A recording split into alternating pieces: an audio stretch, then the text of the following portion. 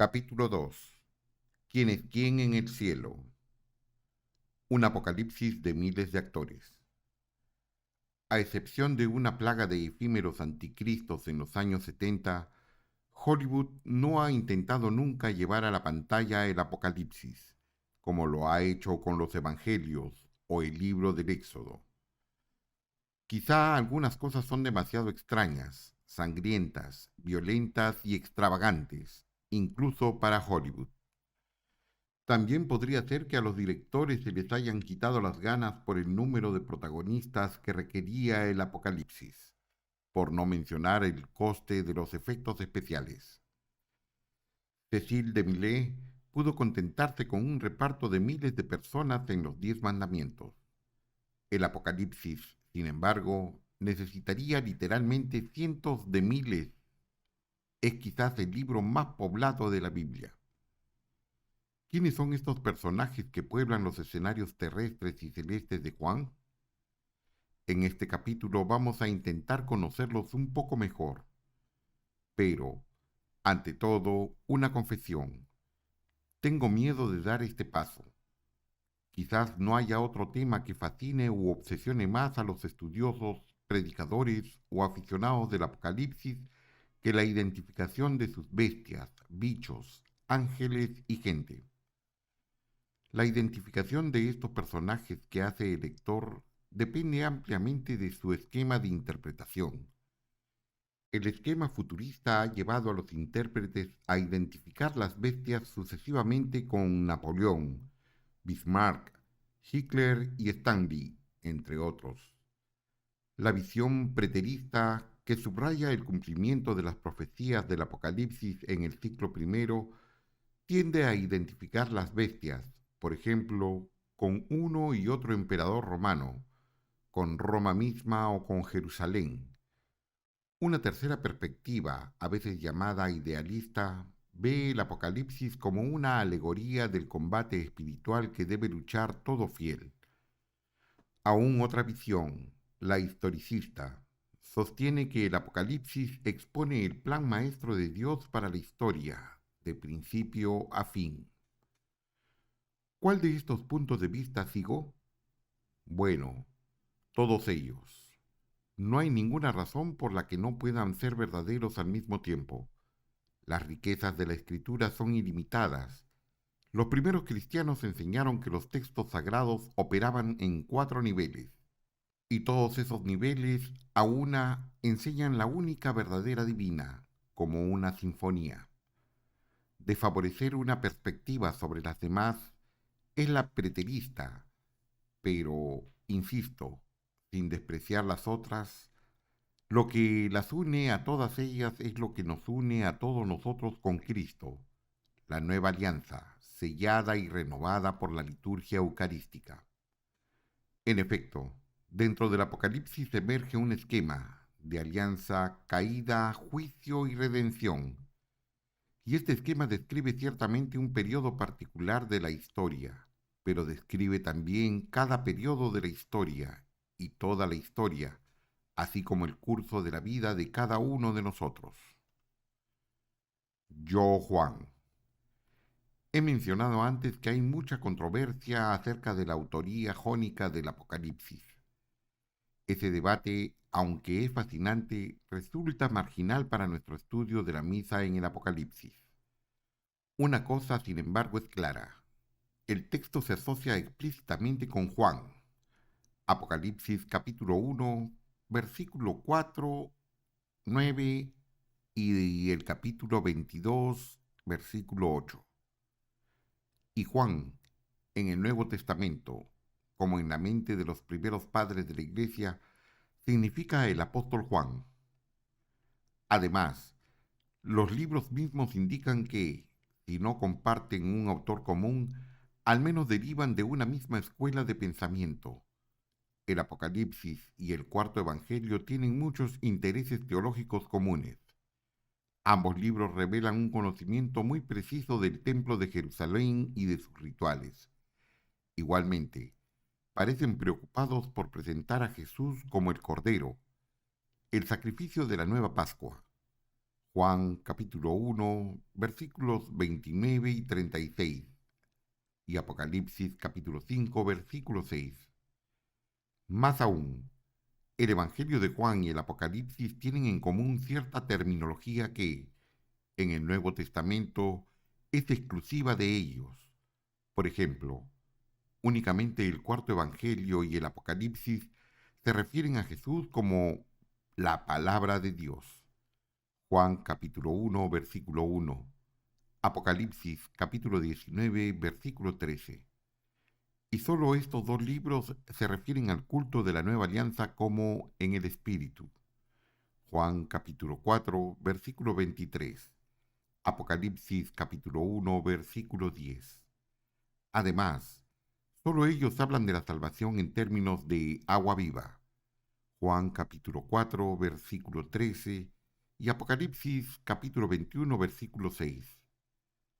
Hay otros muchos paralelismos semejantes. De todos modos, identificar al autor Juan con el apóstol San Juan es importante únicamente porque nos da a entender la fuerza de la visión del Apocalipsis. En el Evangelio, por ejemplo, se identifica a Juan con el discípulo amado de Jesús. Juan capítulo 13, versículo 23. Juan capítulo 21, versículo 20 y 24. Juan fue el apóstol que tuvo una mayor intimidad con el Señor, el discípulo que estuvo literalmente más cerca de su corazón. Juan se reclinó sobre el pecho de Jesús en la última cena, pero en el Apocalipsis, Juan cayó rostro a tierra cuando vio a Jesús en su poder y gloria, con dominio universal y soberanía divina. Apocalipsis capítulo 1, versículo 17. Para nosotros, que queremos ser hoy discípulos amados, estos detalles son importantes.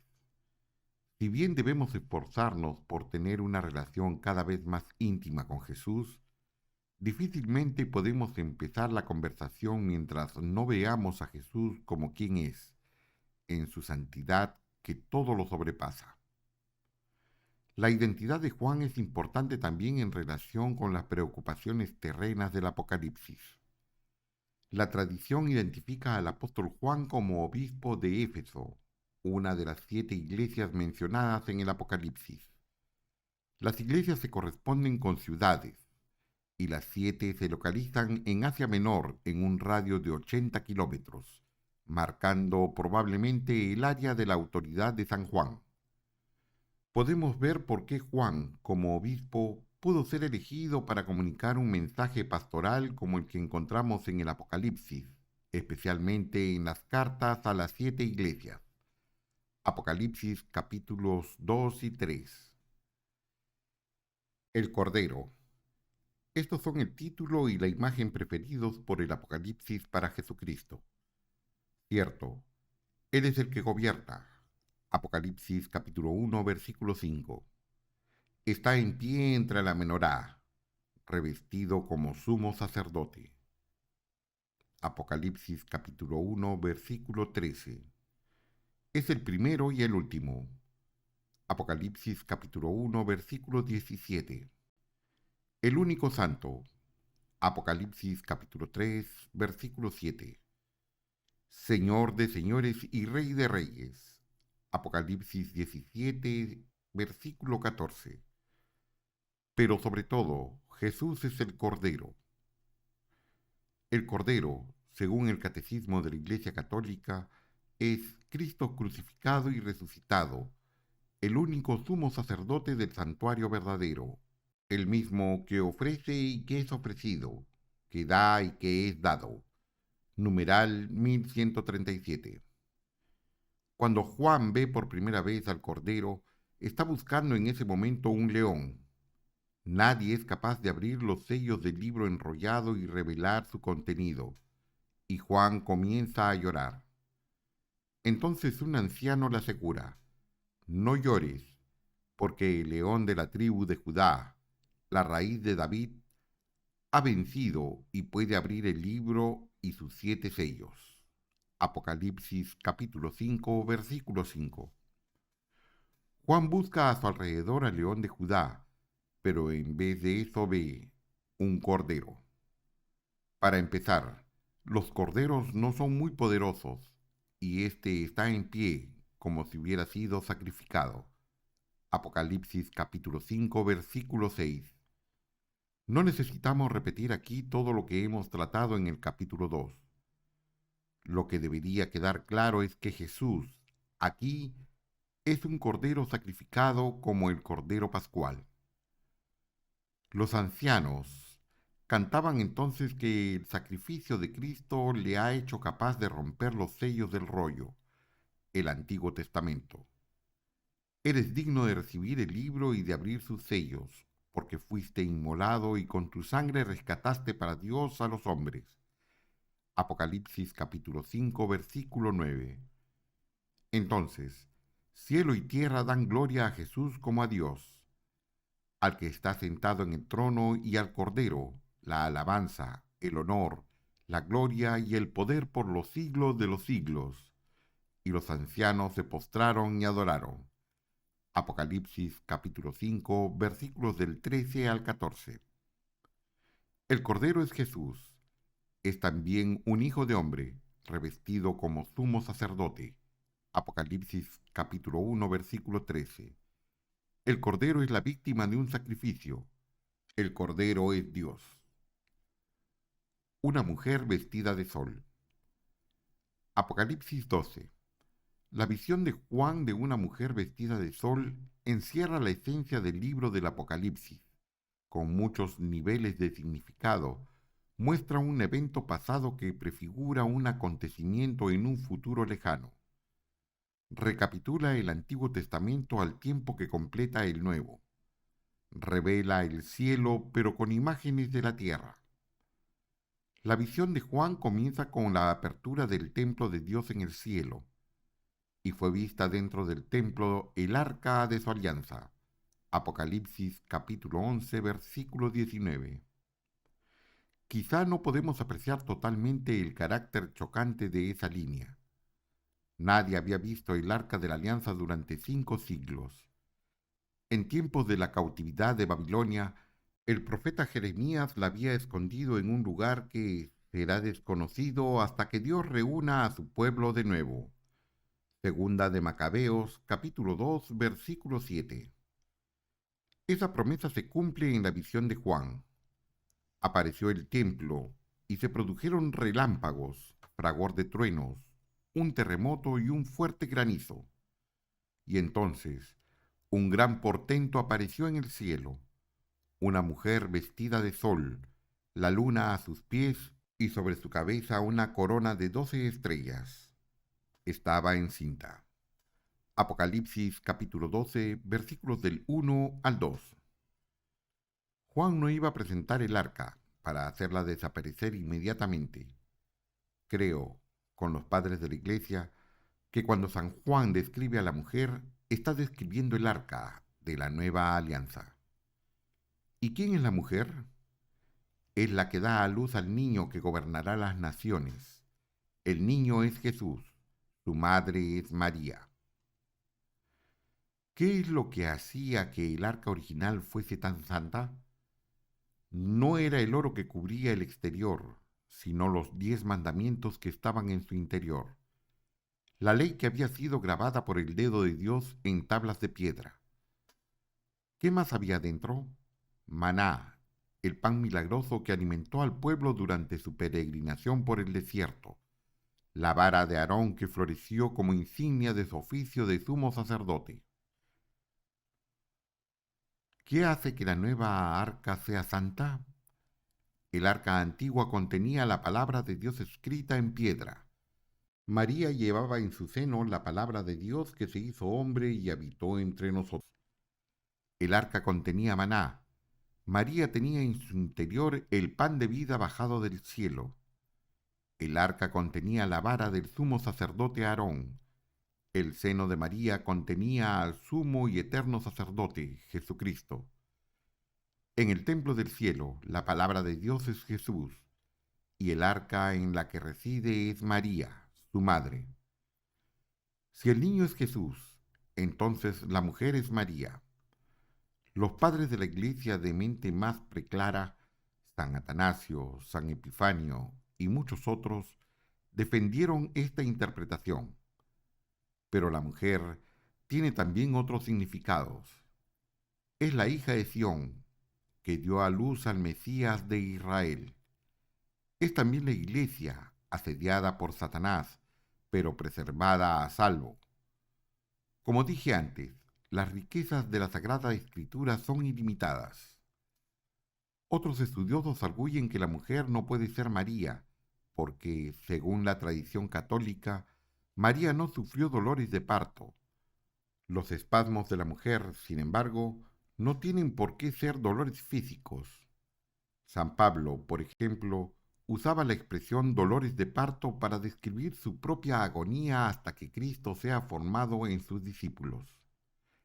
Gálatas capítulo 4, versículo 19.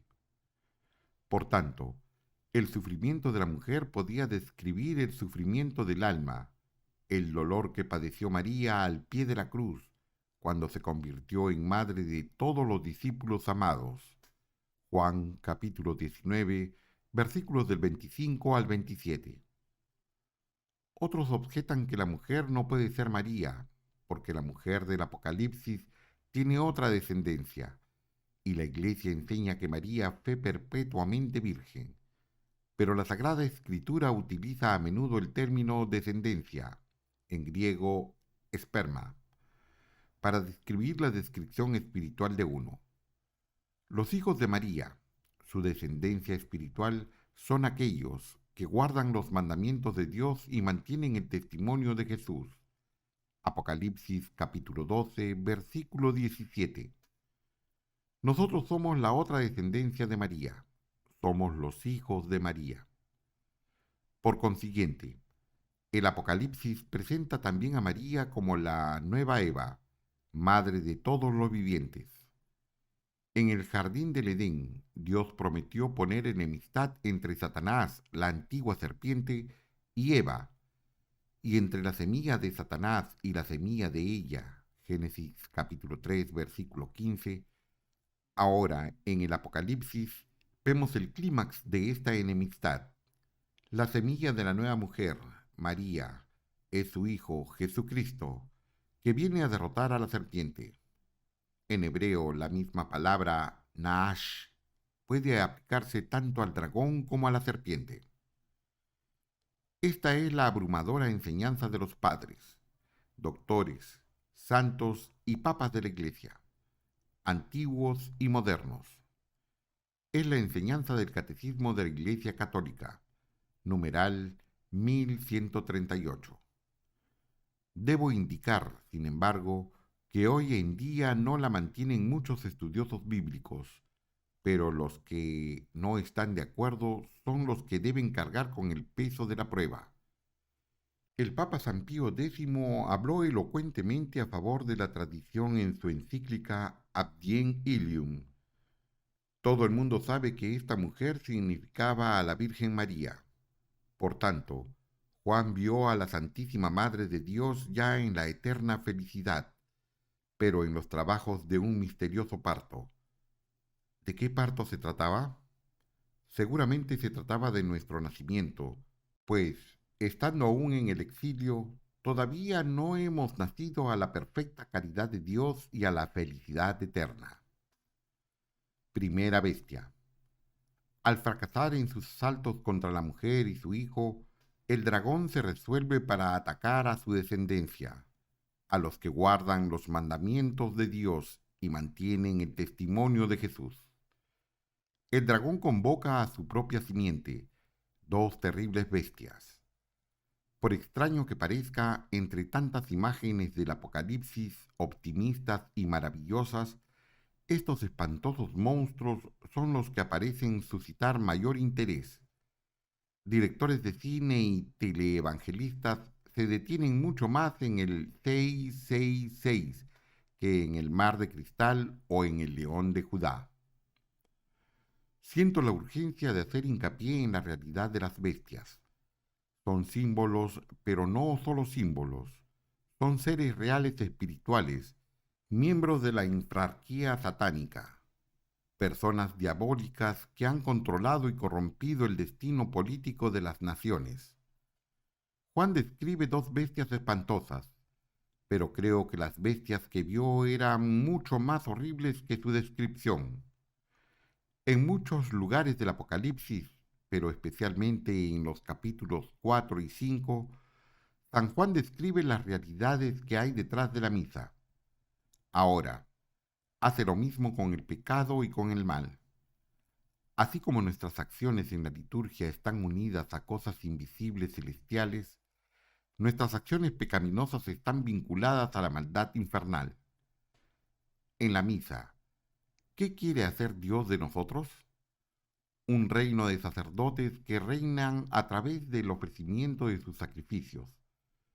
Por el otro lado, ¿qué quiere llevar a cabo Satanás a través de las bestias? Quiere subvertir el plan de Dios, corrompiendo el reino y el sacerdocio. Por tanto, Juan nos muestra, en primer lugar, al demonio que corrompe la autoridad gubernamental, el Estado. A continuación, revela al demonio de la autoridad religiosa corrompida. Primero, la primera de las bestias, surge del mar un espantoso monstruo de 7 cabezas y 10 cuernos, combinación terrorífica de leopardo, león y oso. Los cuernos simbolizan el poder, las diademas o coronas, el reino. Poder y reino los recibe del dragón. Nos equivocaríamos, sin embargo, si identificásemos esta bestia con la monarquía en general. No, la bestia representa cualquier tipo de autoridad política corrompida. Resulta tentador también identificar a la bestia exclusivamente con Roma o con la dinastía herodiana que Roma mantenía en Tierra Santa.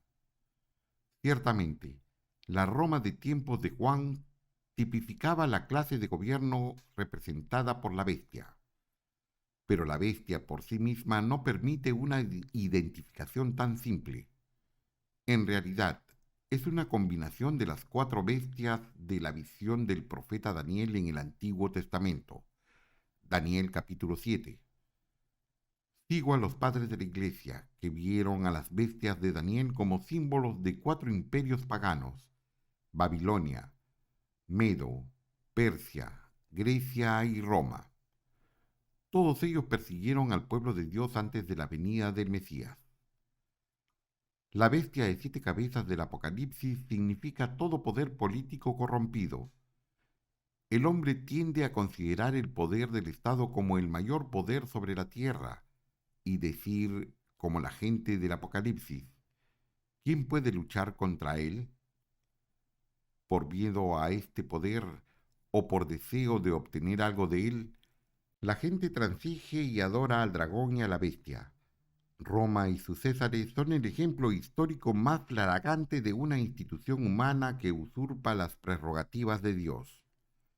Literalmente reclamaban la adoración que sólo a Dios pertenece, e hicieron la guerra a los santos, instigando sangrientas persecuciones contra los que no querían dar culto al emperador. Quiero subrayar de nuevo, sin embargo, que la bestia no es solo Roma, o solo la marioneta de Roma, los herodianos. La bestia se refiere también a cualquier gobierno corrupto, a cualquier estado que se pone por encima del orden de la alianza divina. Más aún, la bestia representa la fuerza espiritual corrupta que hay detrás de estas instituciones. La segunda bestia. Esta bestia viene de la tierra y tiene cuernos como de cordero. El atributo de cordero resulta discordante, pues hasta ahora lo hemos asociado a cosas sagradas. El uso que hace Juan, creo, es intencionado, pues me parece que esta bestia está puesta para aludir al sacerdocio corrompido de la Jerusalén del siglo I. El dato inicial es que esta bestia sale de la tierra, que en el griego original podría significar también el país o el campo, por oposición al mar, que da a luz a las bestias paganas. Daniel capítulo 7. A continuación, San Juan probablemente estaba dando testimonio del último compromiso al que había llegado la autoridad sacerdotal, tan solo unos años antes. En un momento histórico dramático, la autoridad religiosa se había aliado con la corrupta autoridad gubernamental, en vez de con Dios. Jesús, el Cordero de Dios, sumo rey y sumo sacerdote, estuvo en presencia de Poncio Pilato y de los sacerdotes jefes de los judíos. Dijo Pilato a los judíos: «Aquí tenéis a vuestro rey». Ellos gritaron: «Quítale, quítale, crucifícalo». Pilato replicó: «¿A vuestro rey voy a crucificar?».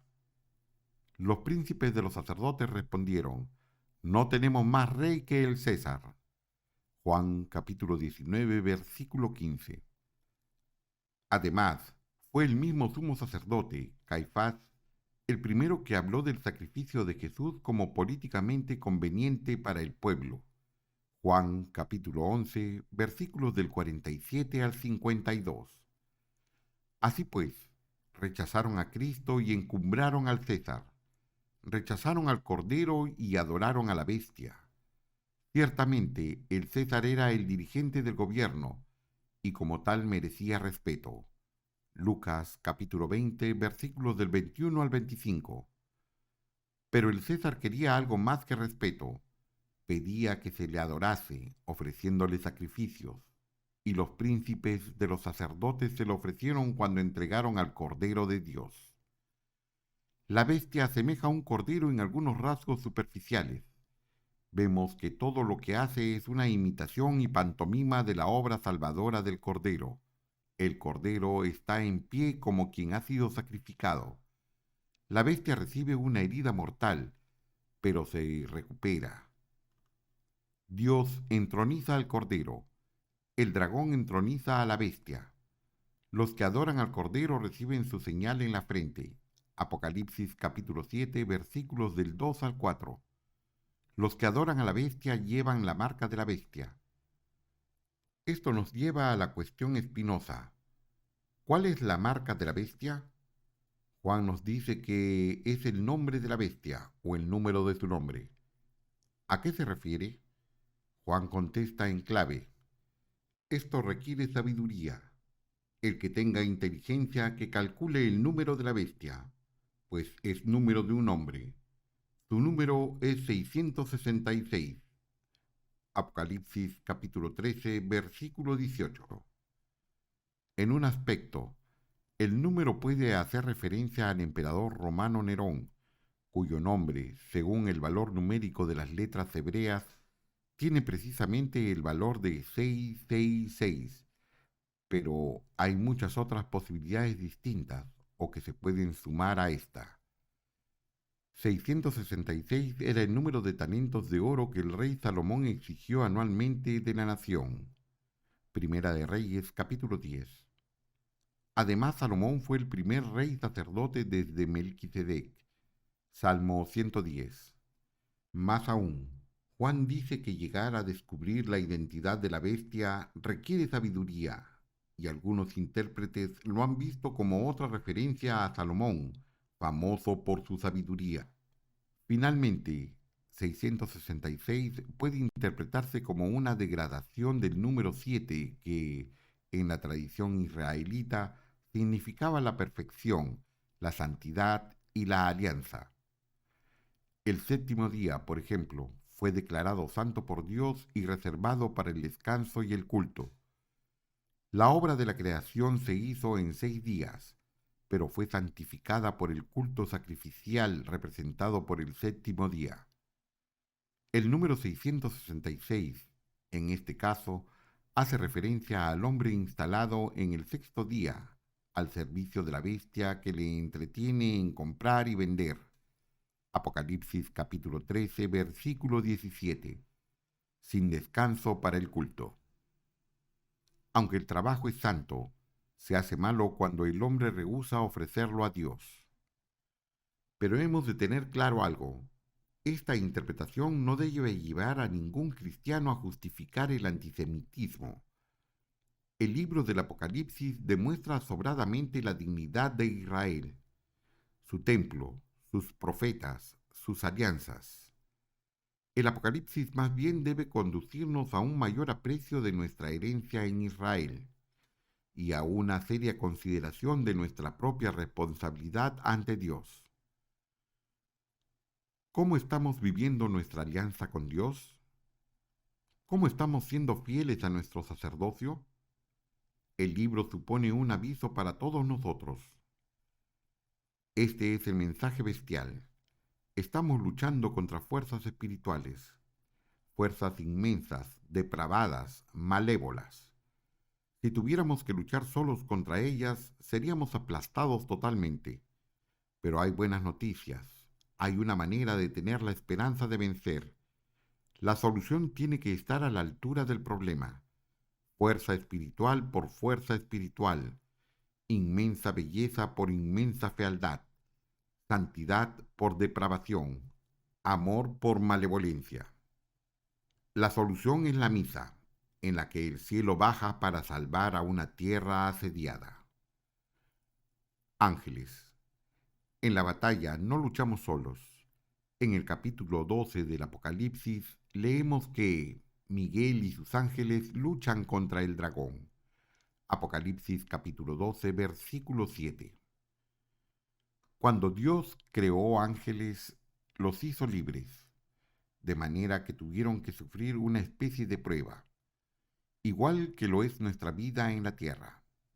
Nadie sabe qué prueba fue, pero algunos teólogos especulan que se les dio a los ángeles una visión de la encarnación y se les dijo que habrían de servir a la deidad encarnada, Jesús, y a su madre. La soberbia de Satanás se alzó contra el escándalo del espíritu sometido a la materia y dijo: no serviré. Según los padres de la Iglesia, arrastró en esta rebelión a un tercio de los ángeles. Apocalipsis capítulo 12, versículo 4. Miguel y sus ángeles los expulsaron del cielo. Versículo 8. A lo largo del Apocalipsis vemos que el cielo está densamente poblado de ángeles. Adoran a Dios sin cesar.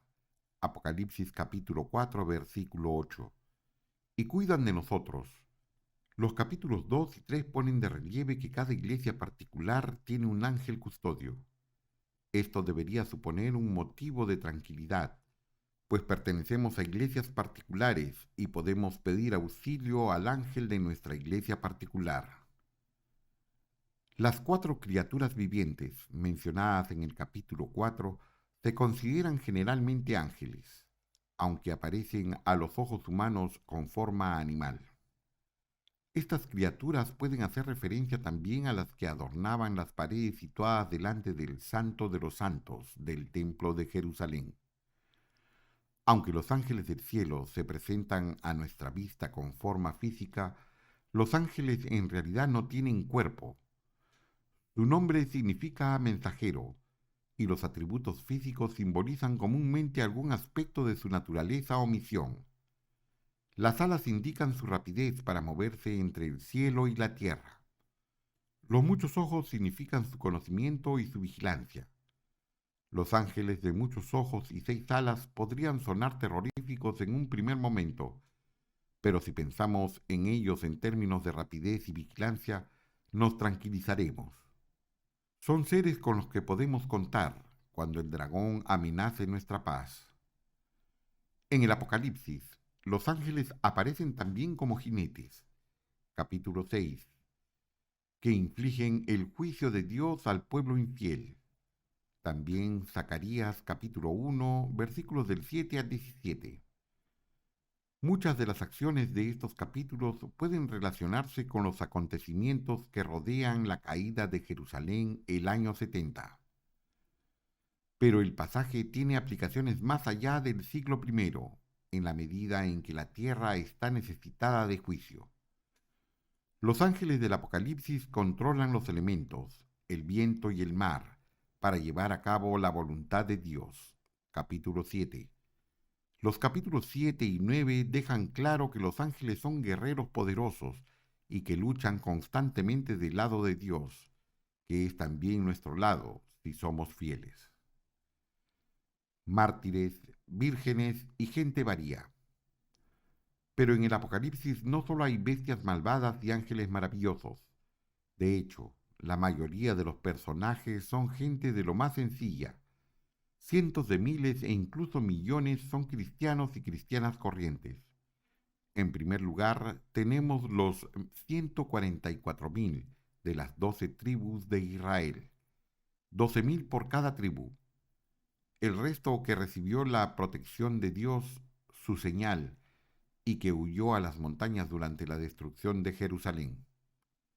A continuación, San Juan describe miríadas de toda nación. Apocalipsis capítulo 7, versículo 9. Después de 2 milenios de religión inclusiva, abierta a todos, no podemos apreciar hoy el impacto sísmico de esta visión que presenta a los israelitas dando culto juntamente con gentiles y a hombres con ángeles. Para la mentalidad de los primeros lectores de Juan, se trataba de categorías mutuamente excluyentes. Más aún, en el cielo todas estas multitudes dan culto en el interior del Santo de los Santos, donde nunca se había admitido hasta entonces nada más que al sumo sacerdote. El pueblo de la nueva alianza puede adorar a Dios cara a cara. ¿Quién más hay ahí? En el capítulo 6 nos encontramos con los mártires, los que han muerto por el testimonio de su fe. Vi bajo el altar las almas de los que han muerto por la palabra de Dios y por el testimonio que han dado. Apocalipsis capítulo 6, versículo 9. ¿Por qué están bajo el altar?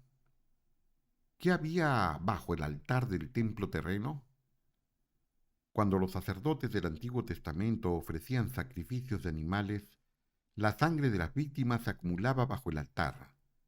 Como pueblo sacerdotal, ellos y nosotros ofrecemos nuestras vidas sobre la tierra, el verdadero altar, como sacrificio a Dios.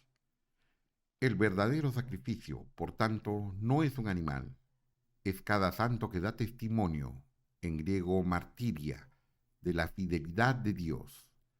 Nuestra ofrenda, la sangre de los mártires, reclama de Dios reparación. Qué revelador el hecho de que, desde los primeros días, la Iglesia haya situado las reliquias de los mártires, sus huesos y cenizas, dentro de los altares. Más arriba hemos mencionado a los ancianos, presbíteroi, entronizados en la corte divina.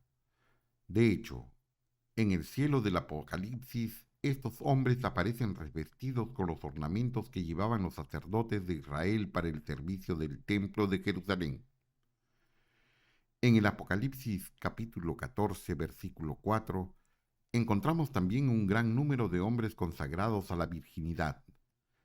Se trata de otra circunstancia anómala en el mundo antiguo, que rara vez se encuentra en Israel o en las culturas paganas, como tampoco en el occidente cristiano, desde la Reforma Protestante. Pero San Juan habla de estos célibes como un verdadero ejército, que es muy probablemente lo que Dios tiene previsto. Primera de Corintios, capítulo 7, versículos del 6 al 7. En la tierra como en el cielo. No tenemos que ir muy lejos para identificar el reparto de personajes del Apocalipsis. De hecho, el sentido que Dios desea que veamos a menudo está claramente dicho en el texto o está claramente fuera del alcance de nuestras fuerzas. Conforme pienso en los años en que estudié el Apocalipsis siendo protestante, me maravillo de que mis hermanos y yo pudiéramos ver a veces, con mucha claridad, helicópteros soviéticos retratados en la plaga de langostas mutantes, al tiempo que negábamos con vehemencia que María pudiese ser la mujer vestida de sol, que daba a luz al niño que salvaba al mundo. Leyendo el Apocalipsis tenemos que luchar siempre contra la tentación de forzar lo extravagante mientras se niega lo obvio. Lo diré de nuevo. Con frecuencia el sentido más profundo de la Sagrada Escritura está muy próximo al corazón de cada uno de nosotros, y la aplicación más amplia nos atañe muy de cerca. Ahora, ¿en qué lugar de la Tierra podemos encontrar una iglesia universal que da culto de forma fiel a la visión de San Juan? ¿Dónde podemos encontrar sacerdotes revestidos ante un altar? ¿Dónde encontramos hombres consagrados al celibato? ¿Dónde oímos invocar a los ángeles? ¿Dónde encontramos una iglesia que guarde en sus altares reliquias de los santos? ¿Dónde ensalza el arte a la mujer coronada de estrellas, con la luna a sus pies que aplasta la cabeza de la serpiente? ¿Dónde rezan los fieles pidiendo la protección del arcángel San Miguel? ¿En qué otro lugar sino en la Iglesia Católica y más particularmente en la misa?